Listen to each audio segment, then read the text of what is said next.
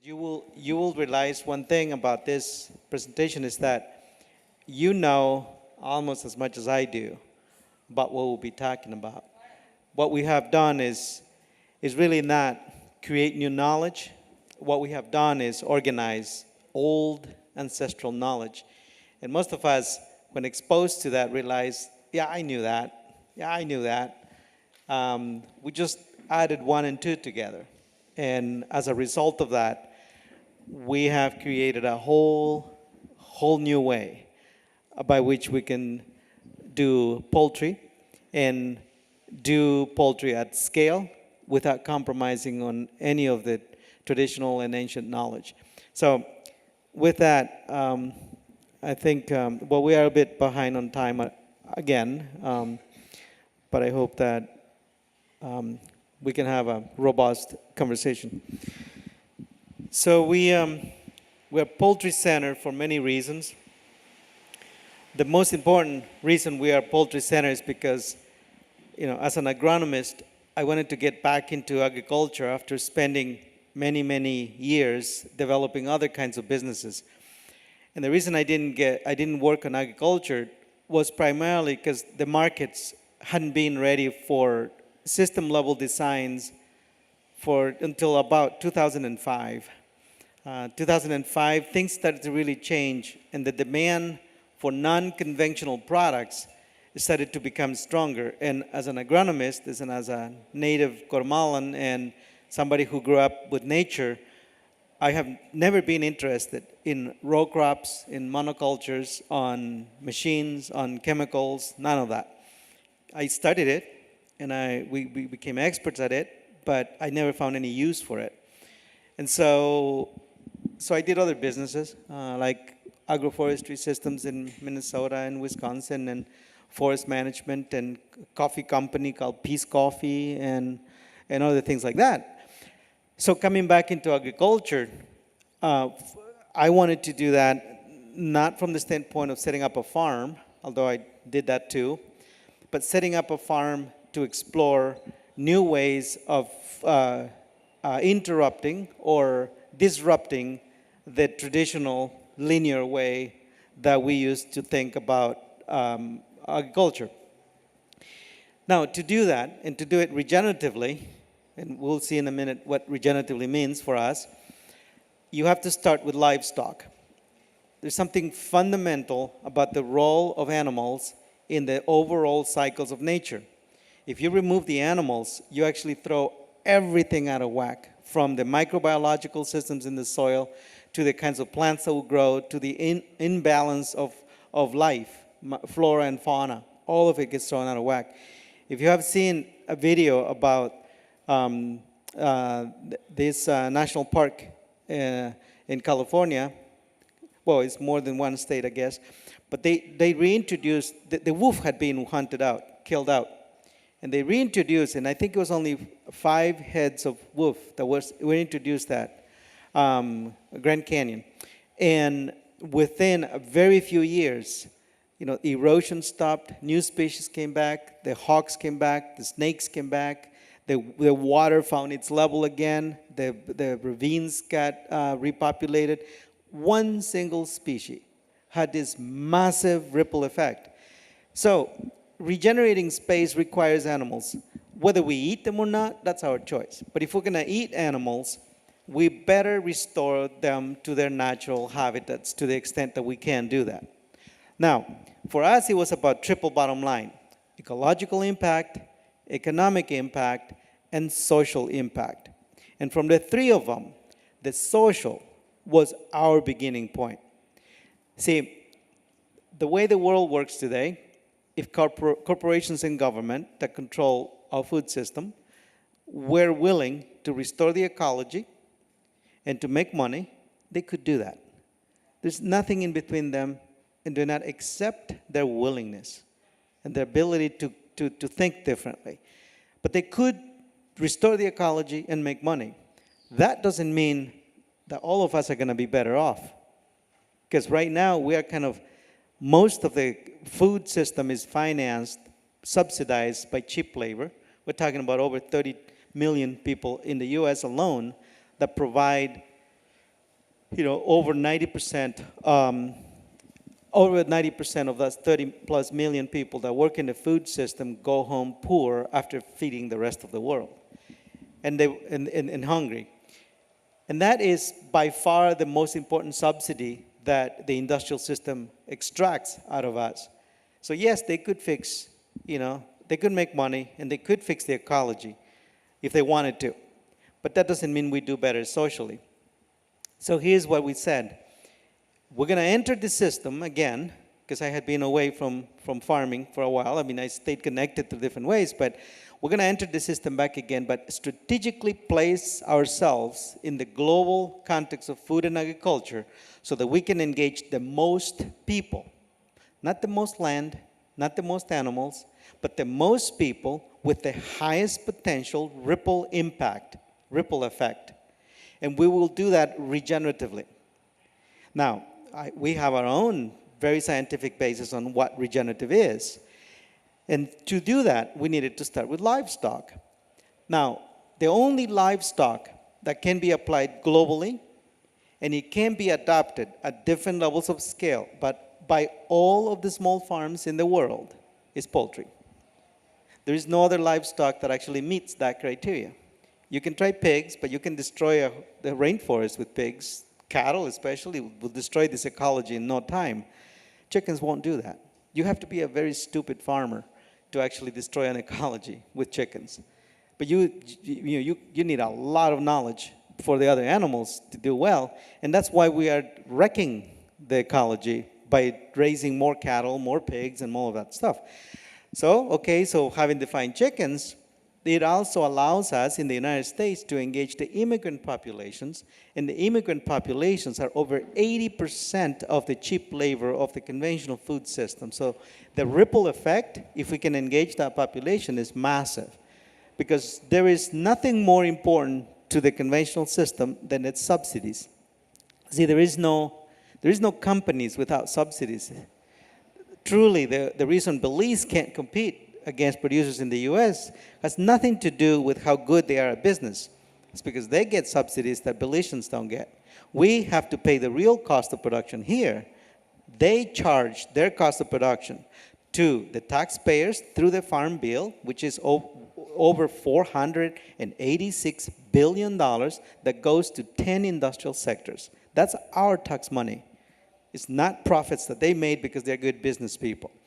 The other side is that they load up all of this work onto unsuspecting cheap labor, and especially well over 7 million undocumented immigrants who have no rights in the United States and will be quiet when they get exploited and when they are denied payment at the end of the day. And one of the biggest subsidies for the industrial food system in the U.S. is called wage theft.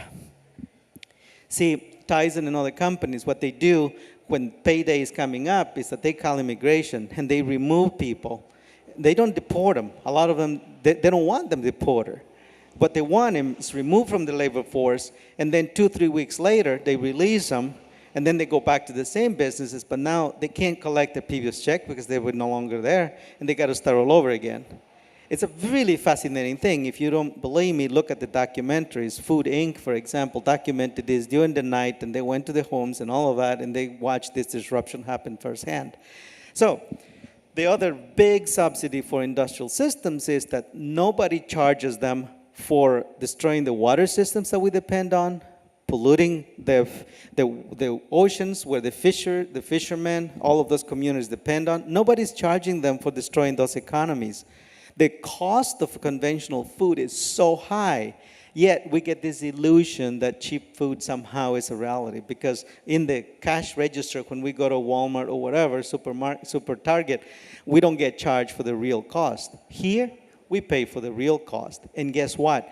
Nutritionally speaking, we are about 1/3 the cost of conventional foods. Yet, we pay a little bit more because we are paying the real cost. So with that in mind, we realize that it isn't the animals, it isn't the fish, it isn't the cows, it isn't the pigs or the chickens that are destroying the world. It is actually people that are destroying the world. Some of them conditioned to do it, because of poverty and lack of access to resources and all of that, and knowledge and capacity.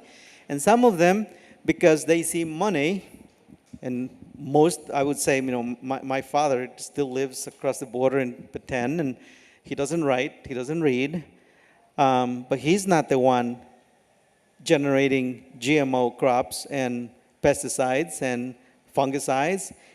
The people doing that, all of them got PhDs and masters behind their names.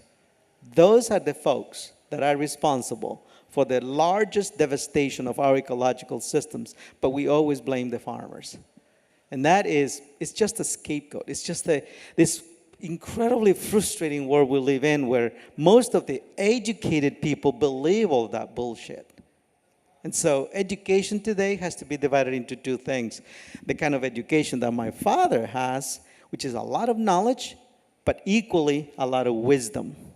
And the education of a lot of people from universities and big companies who have a lot of knowledge and very stupid when it comes to how we can use resources and the ecology and natural resources especially wisely. There's no wisdom in there. If you dissociate those things, then everything is fair game. So with that in mind, we said, okay, so we're going to start with animals. We're going to try to seek impact on the social aspect. So we got to pick a livestock that is common to every farmer of the 500 million that farm 70% of the food we eat today. And at that, nothing beats the chicken. So that's why we do chickens. But it's not about chickens. It's about changing the world. Like I said, one chicken at a time. So this is our base team in Minnesota. There is many teams in different parts of the country, in Guatemala, Mexico, and even Colombia. There's about 75 of us directly engaged in the poultry system, and there's about 150 tangentially connected through contracts, consulting, and other folks that don't get paid, but also are connected with us at universities and so on. The foundational principle of any engineering process that is going to be regenerative has to start with the original blueprint of anything you're going to do. Whether you're going to grow guava or mangoes or chickens or pigs, if it's to be regenerative, not because of the word, people are calling everything regenerative now. That's another story. To be regenerative is a way of doing and thinking. Not something you call regenerative, but it's something you do. And to be regenerative means you regenerate. Regenerate what? To the extent possible, the natural conditions by which nature can flow energy and turn it from non-edible energy in the form of chemical elements and all of that, air and so on, into edible energy, which is carrots, chickens, eggs, and all of that. See, we think of ourselves as farmers, we think ourselves as producers of things. We don't produce shit, literally. We don't produce anything. Nature produces things. And if we think of ourselves not as producers, but rather as energy managers, as the stewards of making sure that that energy is efficiently transformed from non-edible into edible energy, in the most diverse of ways, then 90%, 95% of the potential opens up for us. If we think of ourselves as producers, we're going to see a line where you put inputs. Some of those inputs get managed through the land and all of that, equipment and all of that, and labor, and then you get outputs. Well, that's linear. And when we think linearly, we leave 95%, literally, and I'll show you how that is scientifically proven, 95% of the potential of your space. We don't see a hectare as a 10,000 square meters. See, that's what everybody thinks a hectare is. A hectare to us is 1,150,000 cubic feet because it's above and is below plus the surface. We tend to just look at this linear surface, thin layer. That's not regenerative thinking because regeneration happens all the way through the cycles of nature. And so when we thought about poultry, Well, first thing we said was, what did it come from? Well, the closest relative to T-Rex is chickens, genetically speaking. So if you look that far back, you can get a sense of more or less what would look like if we were to restore its natural habitat. And if you look at where chickens came to our modern world, it came through the southeast jungles of Asia. It's a jungle fall. All right, so having said that, there is many ways to create a jungle. In Minnesota, we're creating a jungle with, in the Midwest, and most of the Midwest can be done, with the upper canopies with oaks, then sugar maples, then elderberries and hazelnuts, and on the bottom, a diversity of broad leaf, high protein, low fiber forages. That's a jungle in Minnesota. In San Miguel de Allende in Mexico is guavas and other fruit trees, mulberries, all the way to the forages again on the ground. Different species, same idea. Northern Guatemala, and here is over 9 species, all the way from Ramon, Zapote, Chico Zapotes. Around here we got about 1,000 different species. We can't put them all, but we can put a lot of those into the different canopies to restore that original jungle-like habitat. So that's to give you an idea of how we approach this. It's three-dimensional. Regenerative agriculture is three-dimensional. It's not linear, and it's not flat. So if that's the way we think, how do you express that in actual managerial, agronomical, and processes for production? So here's how we see it. Again, it's circular. So for us, the original energy for the chicken comes in the form of the grain, because we are doing intense, large-scale production. You have to put some ground-up feed to supplement that quick extra energy. But not all of the feed we put in the chickens is ground up. There's a lot of other techniques and management we have put into place to lessen the need to grind up the grain, especially because when you grind up, crack a grain, you are physically and biologically destroying its ability to reproduce and to give life. And the foundation of regenerative agriculture and the efficiency of nature's energy transformation is on the life cycle. So if you kill the germ, you're killing its ability to regenerate. And that is fundamental to the way we set up the agronomics for this kind of system. So that energy comes into the chicken. It's free-ranged under these canopies we're talking about. I'll show you in a minute how that actually works. But it comes in, and then the overall system captures a lot of free energy. If you were at Andrew Liu's presentation, he showed us with science, but also you can read this, and I can give you the names of the books. About 95% of that tree is actually coming out of the air and water. It's not from the soil. Less than 5% of the biomass in that tree came from the soil.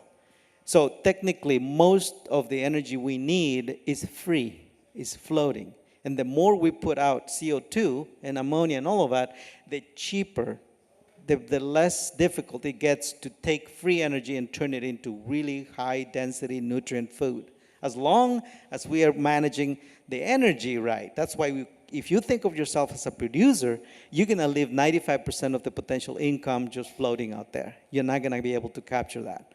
And so this system allows us to capture that free energy, and that's primarily photons and photosynthesis. That's where it comes from.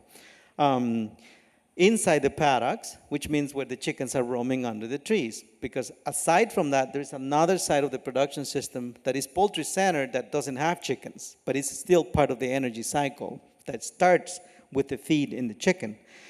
From there, we harvest the first layer of energy, in this case in the form of meat, eggs, nuts, fruits, and again, you decide how many layers you're going to put in the space.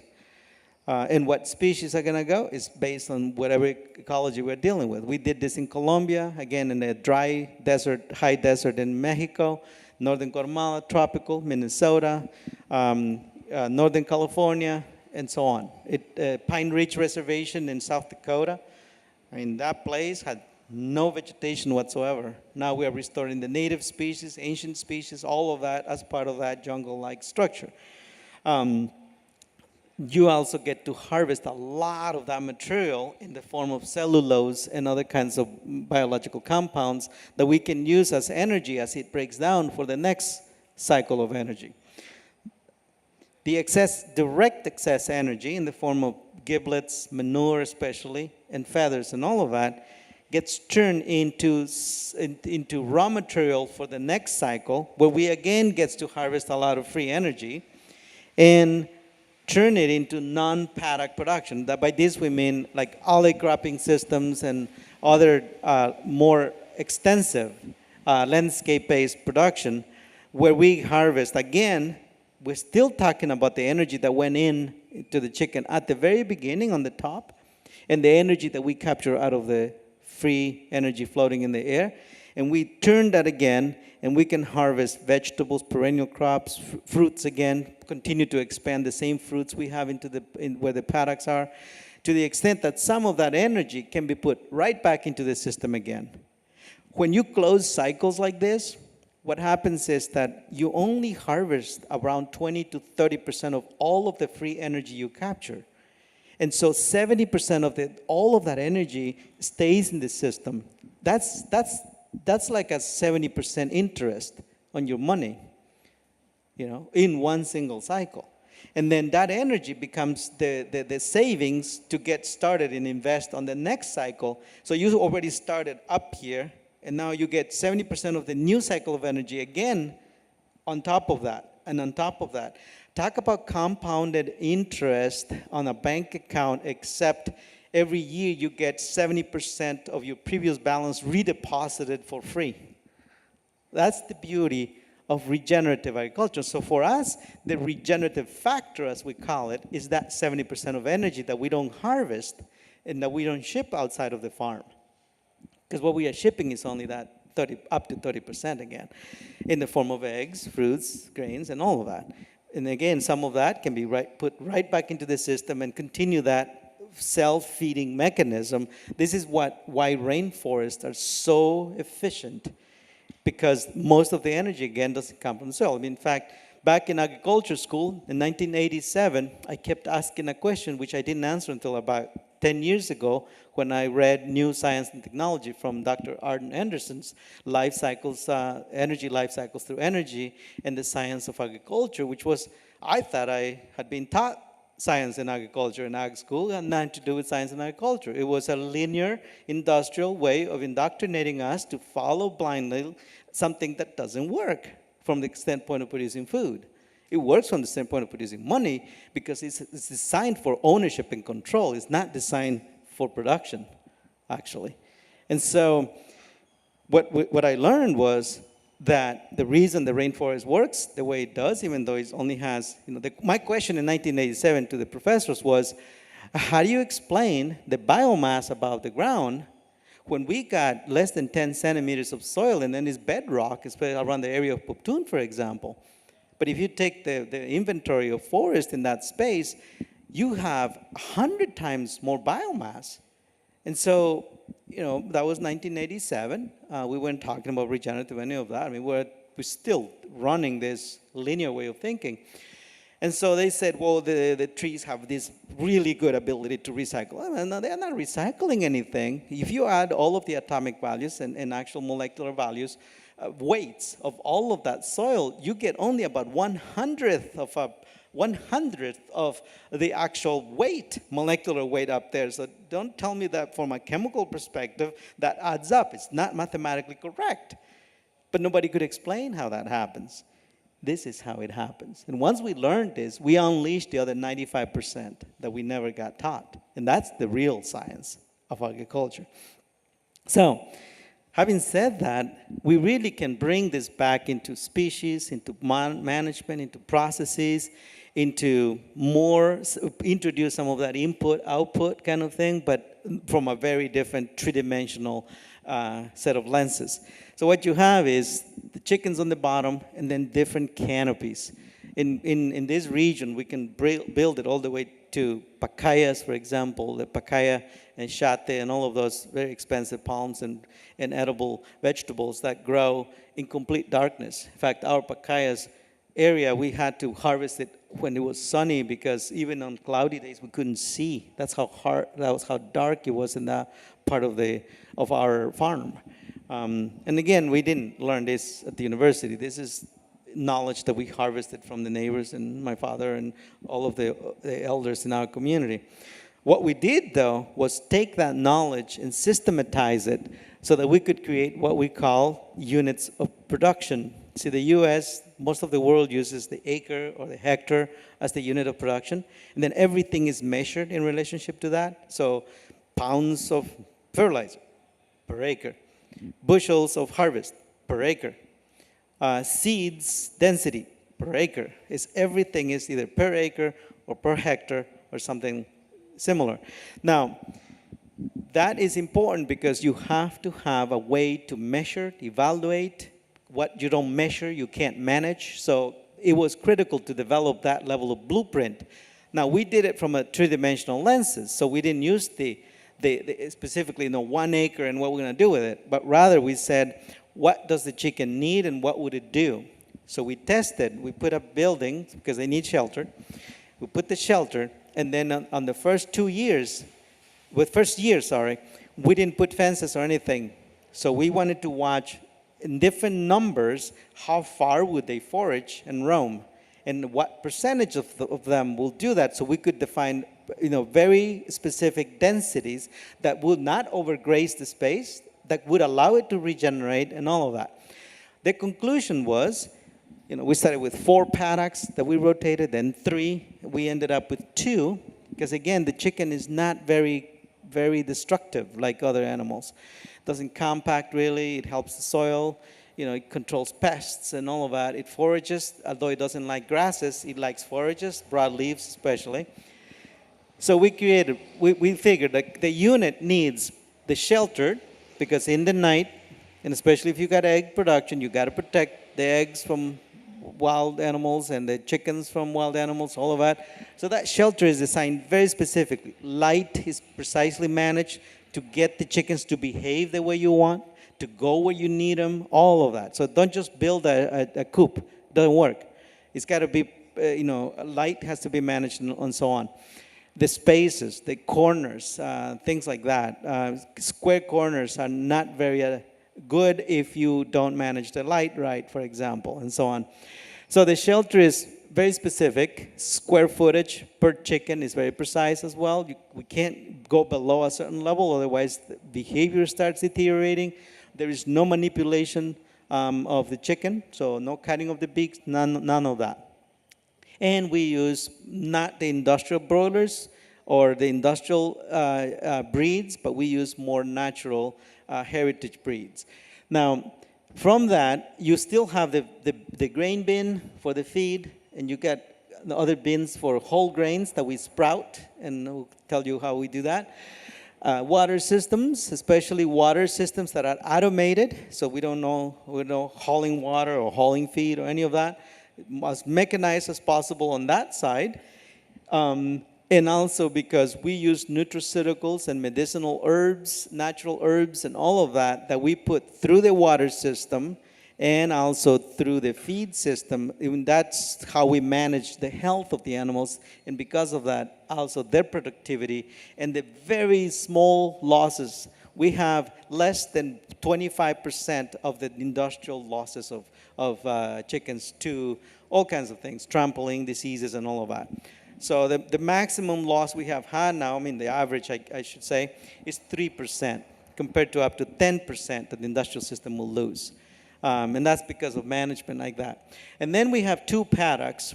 There is a fence around and a fence through the middle, and then the doors to 1 paddock, at a rate of 1 meter per 1,000 chickens, with no less than 35 centimeters high, so that there is the highest chicken will never scrape their back or injure themselves on their way in or out. That's the minimum standard for that specific area. The paddocks then I planted with this multi-story system, and the species we select highly productive, highly economically valuable, food crops especially, so that we can produce, the chicken allows us to produce an incredible amount of food and biomass in that space from, with the energy that goes in the form of feed, some of it ends up in the form of manure out there. So that's the foundation of the paddock. While the perennial cropping systems develop, like the hazelnuts, we use sunflowers and corn rotations to create the canopy. Canopy is critical for the chicken to roam far away from the buildings. Without the canopy, they stay right by the buildings, especially on a sunny day. Our chickens are outside all day long if they are broilers, and most of the day if they are egg layers, because they will come right where we need them to lay their eggs. It doesn't matter whether they are out there. But that's knowing the chicken. What the chicken needs is critical. It's not what we want the chicken to have, but it's what the chicken needs. And if you read it from that perspective, the chicken will go do exactly what you want them to do. Especially, you don't want to be chasing eggs out in the fields or anything like that. We don't. We get less than 1% floored eggs, for example. The industrial system gets more floored eggs than we do in confinement. So at the end of the day, what you have is this multi-story, multi-species, very integrated, three-dimensional way of managing poultry, and you can scale because you got a production unit that can be replicated over and over and over and over as many hundreds of times as you need, or thousands or millions, it doesn't matter.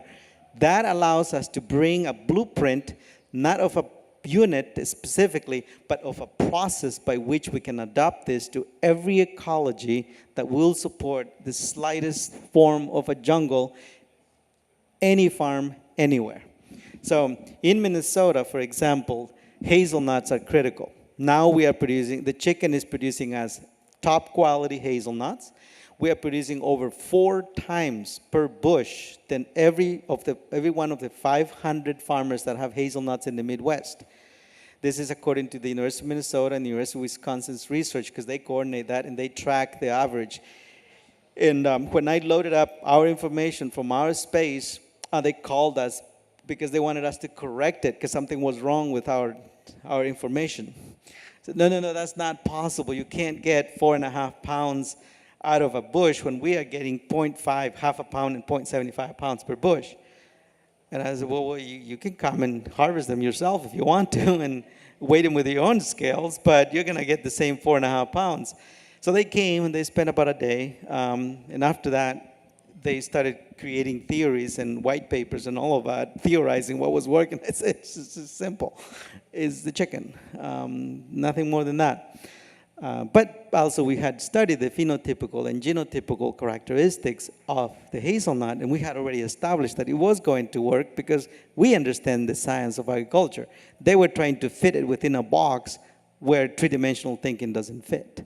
And that was the discrepancy between their analysis and what we were showing, what we were doing. We also started growing alley croppings. So all of this is fertilized with the manure from the barns. So we take it out, we spread it very thin. We don't go with the traditional recommendations of this many pounds per acre and all that, because nature doesn't do math linearly. It would take 1 unit of energy and turn it into 1,000 units of energy. So very little intervention in the soil is all we needed to produce this onion-like garlic in Minnesota, for example. And other crops that we put in. These are garlic planted in between elderberry rows, and we use the elderberry because of its natural characteristics. One of them is that elderberry produces cyanide, which is very, very toxic poison, which also, for some reason, attracts a lot more pollinators, about 50 pollinators to the flowers, and also creates the medicinal properties of the elderberry, which, if you think of it, all of the medicinal properties of plants are because of poisons that they produce to defend themselves against animals. And sometimes, in this case of the elderberry, it produces the poison in the stems, but it doesn't put it in the fruit because it wants the birds to eat the fruit and spread it, but doesn't want the deer to chew on the stems. So it's very intelligent. And when you think of it, perennial cropping systems are very intelligent, and this is what I keep telling the scientists at the university, is that you can't fertilize perennial cropping systems the way you do row crops, because they don't think that way. They don't think in chunks. They actually read the environment over long 2, 3, 4, 5-year periods. And in their seed, they implant long-term memories that allows them to adapt. So for example, my native corn from Guatemala, even though it's not perennial, is being in our family for over 4 generations. That corn that takes 6 months to grow in Guatemala, I can grow it now in 4 months in Minnesota. And it adapted itself in 4 years. And the reason it did that is because it's got the genetic code from ancient information that is stored in that seed. And we miss all of that when we think linearly. And that's why scientists think that genetically modifying a seed somehow in their, little brains, they think that they're improving anything, when nature spent how many billions of years perfecting that very expression of life and resiliency and capacity to read an environment, even from a corn that probably never seen the northern climate for maybe a couple 100,000 years. That corn, I know, somewhere in its genetic history had that information from cold climate, but it came from the highlands in Guatemala. So anyway, just to give you an idea of how beautiful this is to be involved in agriculture. This is grain grown in alley crops. We don't have to do monocultures even if you're doing grain. But enough about farming. You can't set up a system that can change things if it's not structured within an enterprise development, economic development framework. And that is pretty well established. So what we did was, we took the chickens, both the eggs and the meat birds, and placed them in the larger context of economic structures that we are used to. And then we said, okay, so you have chickens, you got to process them. So we aggregate that. Next step, vertical integration in poultry is very common all over the world. So we are not going to reinvent that. But how we do that and how we distribute the ownership and control of it, that's critical. So, for example, our branding that we are developing now is to be owned by every producer together with distributors and even consumers if they want to own part of that brand. That's a very different structure than, say, that Tyson, one person owns 75% of the total poultry in the United States, or one family anyway. So this way, it allows us to map all of the key enterprise opportunities within the whole system, not just the growing of chickens and eggs, but also grain production, grain processing, poultry processing, egg processing, manure processing, perennial nuts and fruit processing, because we are producing them now. In Minnesota, we are now responsible for launching the hazelnut and the elderberry industry. Didn't exist up to 5 years ago. There were ideas and there were farms doing here and that. We're the first ones who actually start to plant the hazelnuts and the elderberries at scale because we have a system designed for it. And so, and we also have the poultry, and that's our secret weapon, so to speak. The perennial agroforestry, fish production is critical. Meat-eating fish, not tilapia. Meat-eating fish, because meat-eating fish allows us to take those byproducts that I was talking about before in the cycle and turn them directly into the input for the other species. You can, in nature, feed one species to another. In fact, that's the way they work. But you can't feed the same species to the same species. That's how you end up with the crazy cows in England and so on. So fisheries are important because we have a lot of byproducts, whether it's discarded eggs or giblets or tripes or any of that, right? So, and it's very valuable because we already spent money buying the feed that gave us the byproduct. If you think of it as just energy, and that energy came in the form of feed, which we paid for. So we don't want that, going somewhere else. Energy inefficiency in the conventional system is what results in water pollution and air pollution and so on. You see, if they were efficient, like they say they are, then they will have no pollution, because in agriculture and food, efficiency isn't measured by how many pounds of bushels you can grow per acre, or how short time it will take you to harvest that corn, for example. That's not efficiency. It may be mechanical efficiency, but in nature, we are managing energy. So it's energy what needs to be the center of measuring inefficiency or efficiency. And when you have inefficiency, then a lot of that energy is going to become toxic pollution in the soil and in the water, and it doesn't matter if it's organic, it's still pollution. So that's a whole new way of thinking. So this way, we get to integrate the 14 to 20 enterprise sectors that allows us to capture all of the energy through the enterprise system the same way we do on the farm. And as a consequence of that, we calculated now, we can get for every dollar that we put into the system for grain or input from somewhere else, let's say, but I mean, in a larger region, you don't even need that. But say we're putting an investment of $1, we turn that dollar into 12 because it keeps turning around. And that is not, it's not about profit making, it's about wealth creation. Which one is better? If you ask me, I want to create wealth. Profit is not about making it, it's about sharing it. And if you create wealth, you can always share profits. And that's why ownership and control is really the next big thing after you figure out the entry point that has the largest ripple effect like this and multiplier effect, both economically and ecologically and socially. We are talking about potentially transforming, I mean, like a country like Belize, it's very easy to transform it because it's very small in its industrial capacity still. So with this kind of organization, you can build the system level infrastructure. Like even yesterday, we were talking about building within the Ministry of Agriculture, building the Department of Regenerative Agriculture, because we will have enough movement for the enterprise management services, land access, financial, cooperative organizing, enterprise training, extension. It's like an alternative Ministry of Agriculture, if you ask me. So but you have to operate at a scale that allows for the throughput so that those services have enough demand.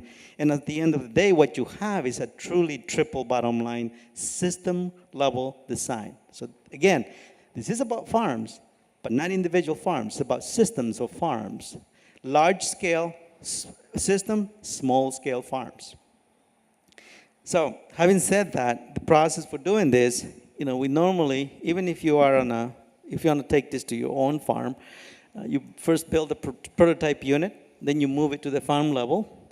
And once you move it to the farm level, then you have to aggregate within regions to create that checkerboard so that you can actually have the capacity to build the different support systems. And then institutionalization, which is technically just bringing this curriculum that we have developed to universities, elementary schools, high schools, and all of that, and through the infrastructure of governments so that we can place regenerative agriculture in the same places where the conventional agriculture already has a stronghold. And that's what we call institutionalization, as well as creating our own institutions. So Regeneration Belize, Regeneration Guatemala, all of the regeneration states we're creating in the U.S. is the Regeneration Minnesota, Wisconsin, Regeneration Iowa is already moving along. We got 13 states in the center of the United States, and I just finished the incorporation and the launch of the Regenerative Agriculture Alliance, which is going to serve us as a platform to bring all of the business sector together within the regenerative agriculture business people.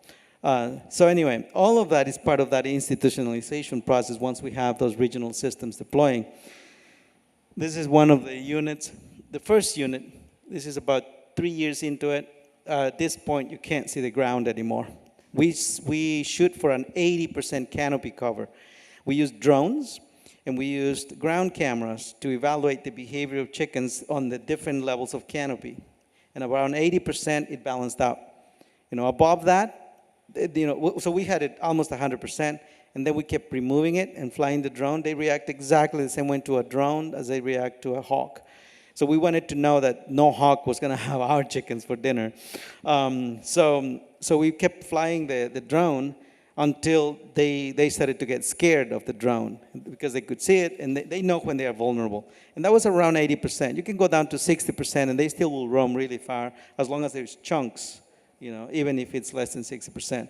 So the hazelnut really is good because it provides 100% canopy spots where they actually seek shelter when there is either too much sun and they feel vulnerable because they can't look up. Their eyes are sideways. They can't look up, and when they can't look up because of the sun, they just won't venture out.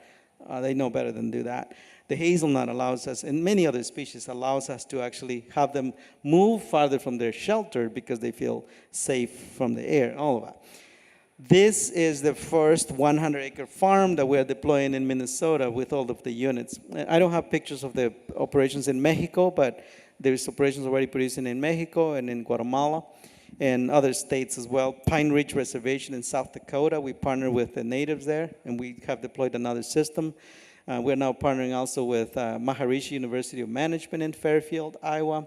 We're creating what we're calling a Regeneration Corridor. It's a 110-mile highway length on the Highway 80, and that sees millions of people every year. So we want to put billboards like you are entering a Regeneration Corridor kind of thing, so that people start wondering with a website so they can go and check it out, that kind of thing.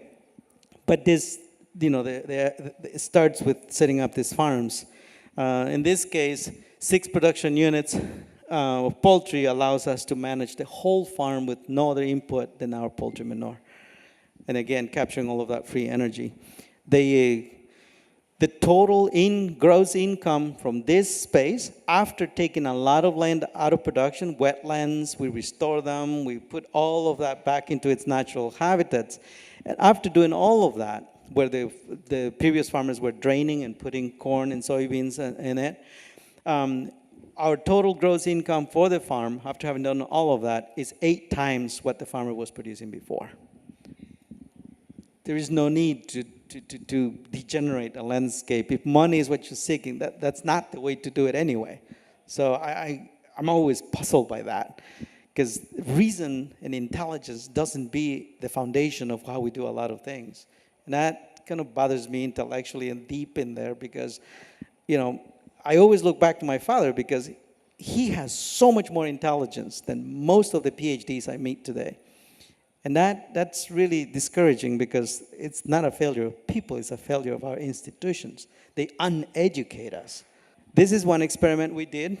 We took this system to a whole new level. We already do tree range, we already do natural, we already do foraging, all of that.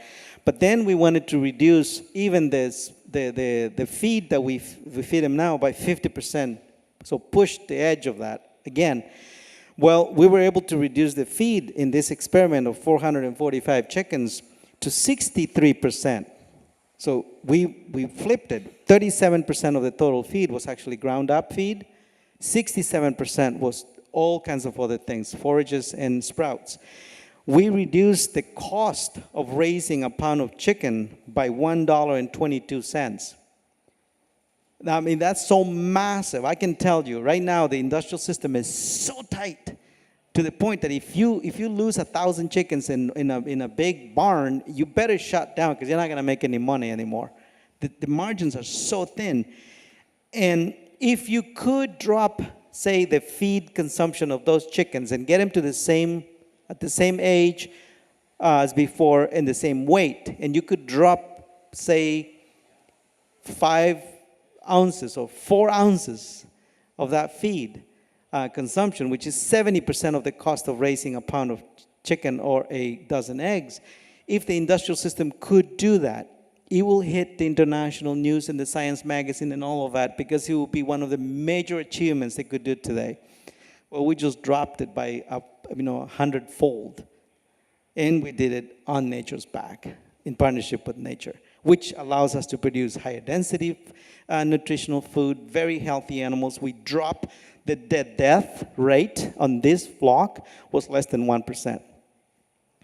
Because we had 445 chickens, and we had, I think it was 3 chickens that we lost.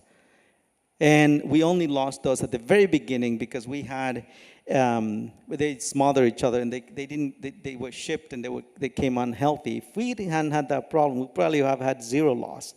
We didn't lose a single chicken once they started growing into our system. We also had coccidiosis. We had all the diseases in it. None of them killed them. That's because, again, we put the nutraceuticals and the medicinal herbs and all of that right after the 5th day. The water starts having all of that, all the way from vitamins, natural hydrolytes, also vinegar for probiotics, prebiotics. And the vinegar also allows them to increase the microbiota, which gives them better resilience because they are absorbing more nutrients and also better feed transformation rates. We do with vinegar what the industrial system does with penicillin, antibiotics. They put antibiotics mostly to increase the feed conversion rates. That's how antibiotics got put into the systems traditionally, and so on. We achieve all of that as well, but we don't use a single pharmaceutical. The end result here is that it allows us to be a lot more competitive in the marketplace or make more money. Right now, we don't have to drop the price because there's still plenty of people who pay the right price, and we need more capital to keep growing the system anyway, so why drop the price right now, right? That's a business decision now. It's nothing to do with nature anymore. It's our nature anyway. So when we think of the unit for broilers is 1.5 acres. And this is measured on the basis of most of the non-conventional broiler species, but also it's not heritage breeds all the way. It's somewhere, if you think of it as a half-moon system, where on this end you have the Cornish industrial broiler, the white chickens, and on this side you got the heritage breeds. What we grow is somewhere between noon and 2 o'clock. So it's not all the way, but it's neither way, right? So it's a balanced breed. Those breeds, we evaluated them for their roaming behaviors and all of that, and how they roam in flocks and all of that, and how they pasture, and then the rate at which the space regenerates defines how many chickens we put in that 1.5 acres. But the distances is very consistent, no matter whether you're in the desert in Mexico or here or in Minnesota. Now, how many animals will fit in that space has to do with precipitation, with temperature, with latitude, and all of that, and with management, and with how much the land was abused before we start, even though it's going to improve over the first 2 years. For example, in the first experimental unit, we went for 2% organic matter to 8% in the first year because we had to put a lot of organic matter in. And then on the second year, we reached 12%. And at that level, we were getting Brix value of 14 and 15 on the tissue of the plant. That's miracle. That's magic. And we can do it. And so maybe we should call ourselves magicians, not poultry growers. Huh? So anyway, 1,500 birds per flock. In this climate, you get 3 flocks easily. You could get more, but that way you leave room to take some breaks and to clean the barns. And if you had coccidiosis, you can wait a little bit, whatever. And if there is avian flu, you can wait it out, things like that. So 3 flocks, 6,000 birds a year. That's up to 12 weeks. But actually, yesterday, the chicken here, we could grow those chickens in like 9 weeks easily. Because it looks like you guys consume small chickens around here. So 12 weeks would be a 4.5 full-blown, this master bird that you put it in the grill, and you got to put most of it away because one leg is sufficient for a dinner. So anyway, so way more than that, but this is a conservative way to look at it. That's around 24,000 pounds a year for one of those 1.5 acre production units. At the current price right now, it's $265. I checked it out at the store. $265 Belizean dollars, that's $63,300 of gross market value per one of those units. You take that and you add all of the forest and all of the vertical production. Like in Minnesota, the income from the hazelnut this year is the same as the profit from the chickens. So the chickens are as profitable as the crops, and that's one crop. Around here, you could get 5, 6, 7. I can tell you that if we wanted to sell eggs from our system, we could probably come up with a formula where we could give the eggs away because the chicken is like the battery, it's like the energy system. So if we wanted to compete in the industry, for example, drop their prices, we could actually give the eggs away. And still, that farmer will make money. So just think of that for a minute, because it gives us a competitive advantage. Nature, because of that extreme amount of free energy we're grabbing and putting it to recycle and to turn around and all of that, it gives us an incredible economic competitive advantage. But also this system reduces labor to almost nothing as well. It's not like the industrial system where you just flip a switch and then the feed comes out and all that. 'Cause you still got to open the door and then close the door at the end of the day. But in total, we are spending about an hour a day per building to take care of it. And as you got more units, you spend less in average because you can mechanize even the door opening and closing. I mean, some people are installing light-triggered opening and closing. So anyway, you can go. Kids like to look at this stuff because they can come up with an app for everything. The egg production unit is larger because egg layers roam a lot more. So we use a 3-acre blueprint. That 3-acre blueprint, we put in average 2,000 egg layers. We could do that here because I already checked the ecology, except for the northern part of Belize where you got the karst regions.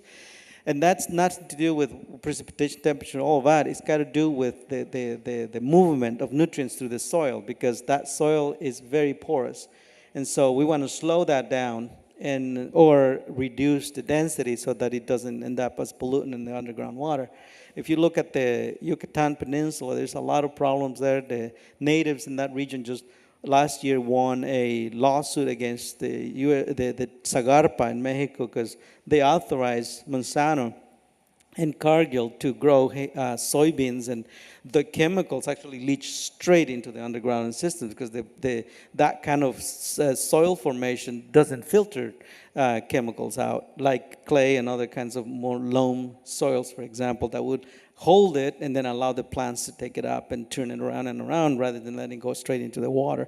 So anyway, that's what defines how many chickens we put into a space. But the space itself is always 3 acres and a maximum of around 2,000 chickens. We haven't seen a place where we can put more than that yet. So that means, around 42,583 dozen eggs per year. And this is at an average of 70% efficiency. Because we start at around 50 when they start laying, less than that. For the first week, they go to about 50 in the first week, and then they go up and up and up and up, and in the peak, they're about 90-95% productivity for a month or so, and then they start dropping again. So from day one of production to the end is 560 days. Although they are extending now, our management system seems to be expanding that because they start earlier and they keep producing farther on because of their health. And so, but in average, we're using 560 days as a regular calculation so we could do more accurate business planning. And that would give you, in average, around 70% productivity. So in a year, you produce that 42,503 dozen eggs, roughly. If you put it at the current price of eggs in Belize, that's $3.75 Belizean dollars. That's just around 160,000 Belizean dollars for that 3-acre plot. And again, plus all of the other species that you get to grow around it. The Belize profile, if we wanted to do this system in Belize, we don't do farms again. As we are talking to the ministry and the teams there and all of that, what we are proposing is that we do a country project, not a farm project. And to do that, we said, well, broader consumption in Belize is 80% of all of the meat that is consumed here. I mean, you go around there, it's fried chicken, it's rice chicken, it's bean and chicken, it's roasted chicken, it's chicken soup, it's chicken. That's what we eat here, 80% of the meat. The other 20% is shared between cattle, pigs, and other creatures. So it's a pretty big portion. Is an industry that if we can change how we do poultry in any place on earth, Belize would probably be the most strategic place and the most valuable place to do this, right? Because the industry is still so small, it's only around $120 million. $120 million, that's the production of a couple of farms in Iowa. Seriously, that's the total industry in Belize. That would be so easy to get it right now before it starts to develop as an industry, because that still qualifies as a small farm business, the whole industry itself. So think of it that way, because it makes it more hopeful, I mean, for me anyway. We got 386,900 people.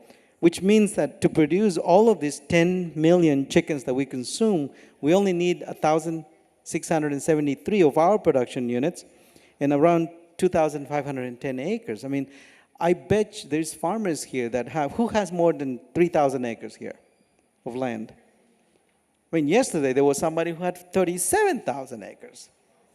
I mean, like you could produce how many times the total consumption of poultry in Belize in a single farm? And now that California is passed a law where by 2022 they won't allow any confinement meat or eggs into the state, somebody's going to have to supply that. Now I'll say Belize could actually be one of the top suppliers of California. See, California is 330 times the size of Belize. So imagine, the poultry industry here is scrambling to figure out how to export conventional poultry. That's a dead end. You can't compete with heavily subsidized industry in the United States. But they don't want to subsidize the alternative regenerative systems in the U.S. Well, we don't have to subsidize them here, and we could saturate all of those markets with products from a place like Belize. Now, that's if we're smart enough to see the future coming at us, and smart enough to see the two-dimensionality and the beauty of energy management instead of production management. So that's what I say we can do. The other thing is that, well, the market value is still small. We only need about 246 acres or 82 production units to supply all of the eggs. Belizeans still consume only around 115 eggs per person. That's less than half of the average of Mexico, the US, and Canada, which is around 250 or 260 eggs per person. So there is a big untapped market, underdeveloped market in Belize. Most of it must have to be with delivery and access. And so if we deploy a system like this, we can build the production right where that access needs to be and open up that market that right now is just idling there and double that just by design, just by the way we deploy it more than anything else, you know. So that's another opportunity. But we have just around $120 million worth of market opportunity. How much of that we want to take right away, that will be up to those who get this, put this into place. And again, I think that the way to do this, these competitive advantages for Belize, poultry-centered competitive advantages, is not by thinking of exporting eggs and meat, unless we can supply those high-end markets that will pay the right price, but rather by building a whole new sector of industries like we are doing with the hazelnuts and elderberries, and take those and export, like cocoa, coffee, Ramon, and all kinds of other products that we can do with almost zero inputs because of the poultry. That's what we are doing in Minnesota. Our hazelnuts are, the only cost is the cost of harvesting them and chucking them. We don't weed, we don't fertilize, zero. And we produce 4.5 times more than everybody else who's weeding, mowing, fertilizing, in upwards of 300 pounds of nitrogen per acre. Like all of that, the poultry does it for us because the perennial crops don't respond to traditional ways of fertilization. That's a fact, that's a scientific fact. So the other thing we do is brand. So of course we're not free range, we're tree range chicken. And that wasn't taken yet. So we grabbed that. That could be the brand in Belize. That's the brand that I said we are structuring so that everybody can own it. And we developed it at Regeneration Farms. Regeneration Farms is a private company of which I'm a part owner. But we are going to take, our ownership is going to be a very small share of the total brand share. The rest of it, you know, upwards of 75 or 90% of the ownership of that brand, it needs to go to the growers, to the distributors, to the processor, to the consumers. And that way, not only do we capitalize the system with crowdsourced capital that comes not as a donation, but as an investment in the brand, but also the farmers who are in areas where the market may not be very good or the cost may be a little bit higher, can partake in the profits from other areas that may do better. I mean, that's how the taxation system in every country is supposed to work to begin with. So we're not really reinventing wealth distribution. We're just trying to put it into a structure that allows us to actually do it rather than just talk about it. And the tree range brand is designed to be global so that we can do this across the board. I tried to do that with coffee, but I could never convince the gringos to let the Guatemalans own part of their companies. See, that was a, like, it's all good as long as you stay on the other side of the border, dudes. It was within the alternative thinkers, the more enlightened gringos. So I was very disappointed by that culture, honestly. I got a lot of good friends now, and they think more like this kind of more, community-based kind of three-dimensional thinking, not too linear anymore, but an exclusive. But it took a while. To set up this industry, we need different areas. We need one area of the institution only manages standards, training, research, demonstration, extension, business development, and so on. Another area is got to be dedicated to the brand, because the brand is global and it's got to coordinate with all of the other operations. So to do that, we created the Regenerative Agriculture Alliance to do just business, like a chamber of commerce of sorts, to oversee the brand. As long as a country wants it, we'll come and put that infrastructure in place, and the ownership as well. The alliance, again, on the right, does that. It's also about governance beyond a country or region.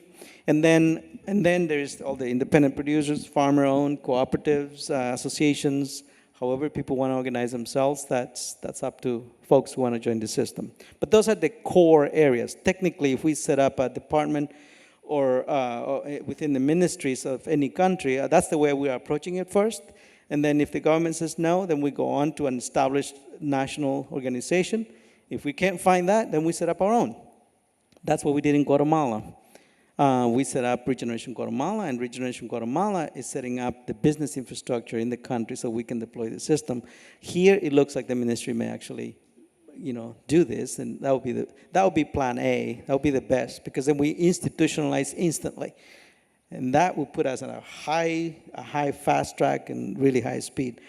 Again, right now we have operations in Guatemala, Northfield, where we are based, Pine Ridge, South Dakota, with the natives, the Lakota there, British Columbia, San Miguel de Allende, and the Omaha, Nebraska, in the Fairfield. Those are already contracts that we are moving forward. The Winnebago, Nebraska operation, we can move that into teams in place, because that's now in place. It's no longer under development. And the teams in exploration are in Indiana and Ohio and New Hampshire. And there are other places. We have had requests from governments and nonprofits in 61 countries now, especially in Africa, to go do this. So that's really in a nutshell. And again, poultry is huge here. It's 80% of the total meat consumed. It's 3.5% of the total GDP. Is 14.5% of the agricultural sector GDP, is 71.5% of the animal GDP. There's only 6 major processors of chickens, 6 economically important feed processors, only 2 hatcheries, both of them for broilers, control 90% of all the chicks that are produced and distributed here in the state. There's only 1 hatchery for egg-laying hens. Very small, very easy to understand industry. To me, it's like managing a small business, and I've done that over and over. This is not something we got to learn anything to do right. So yeah, chickens rule, and I think in Belize, and I think we can, we can't export chicken, conventional chicken from Belize. That's a dead end. But we can export highly regenerative chicken and eggs to places, markets like England. In fact, it's a really high market for this, and now the new states in the United States that are moving in this direction. We can do that, and especially we can export poultry-centered regenerative products, and it doesn't have to be chickens, as I demonstrated. And that's way more valuable than the chicken and the egg. So if you still got that question, what came first, the chicken and the egg? Well, neither one. Okay, questions, and then we'll close.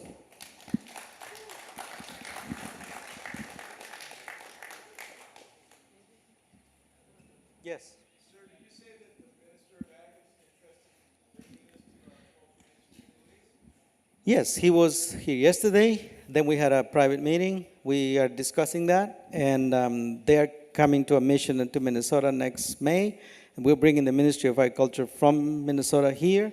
We're joining them with representatives from the Ministry of Agriculture in Mexico and the Northern Guatemala province of Petén. This is moving, and it's moving because they are very interested. Hungry. Everybody's hungry. Yes. Well, you start with a production unit, definitely. But first, I mean, at this point, you either go to Guatemala to get trained, San Miguel de Allende, or to Minnesota. There's nothing in Belize yet. And if you want to do it on your own, yeah, definitely set up one production unit, but make sure you know how you're going to process, where you're going to market, who's going to provide you with the feed and all of that. If you fall in the traditional supply chain, you are stuck again. You know? So it's not easy to do a single farm. It's much easier to do a large-scale system in this case than to do a single farm.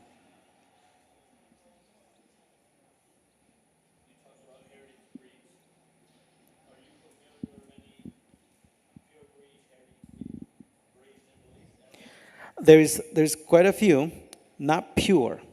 Let's qualify that. There's no pure heritage breeds anymore. All of them have been crossed. One of the very interesting subtle strategies of the industrial system is that they have partnered with ministries of agriculture throughout Latin America. Guatemala is very, very big. And what they do is they give out a few chickens to communities, to families and all of that. It has nothing to do with anything except to contaminate the heritage breeds.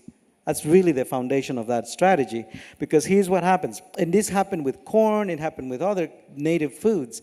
What they do first is in those cases, it was easy it was called dumping.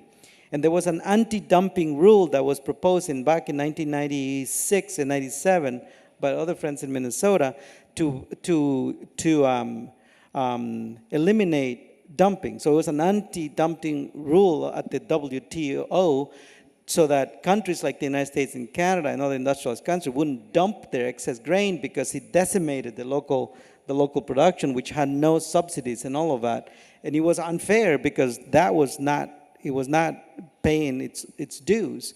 And so that worked for grain and all those other products. Same Coca-Cola and all of that does the same. Now, in this case, the strategy is genetic conquering. And so you put this, they're called chompipollos in Guatemala, they're all kinds of things. And they even have the same colors as the native species, but they already bred, most of their natural genes are bred out. Now, what people do is they just let them loose. And so then now they crossbreed. And so they have been degenerating the capacity and the resiliency of the native species by bringing these degenerated species. And people don't know what they're doing. They're just letting them out. They think because they look, with the speck collars and all of that, they look like they were heritage. And now it's hard to find which ones are and which ones are not. And that happened in so many species already. Fish species are suffering from that too. And poultry, that's one way the industrial system is ridding itself of the heritage breeds, which people still holding on to. Once those are contaminated, a single avian flu epidemic will wipe them all out. And guess what's the next thing you got to do? Buy Tyson. It's very simple if you understand how industrial systems are structured. So yeah, but we still have people who have preserved them, the farther out communities and all of that. If we do this, that's the first thing we do. Regenerate the genetics so that we can then do our own breeding and create our own genetic tracks. And they won't be pure, but they will be good quality.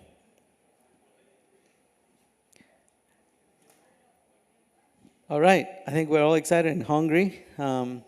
Feel free to grab me and we can chat more if you want to, but I hope we ignited a more conversation among yourselves as well. Thank you.